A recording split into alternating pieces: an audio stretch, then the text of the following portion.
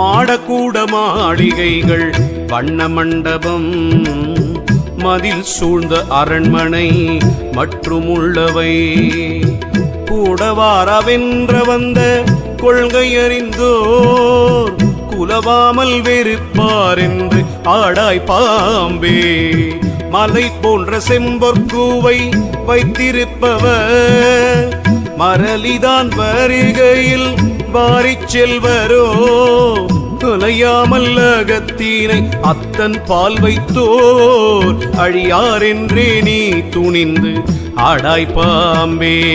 சிவாய ஹராய ஓம் நம சிவாய ஹராய ஓம் சிவாய ஹராய ஓம் நம சிவாய ஹராய ஓம்.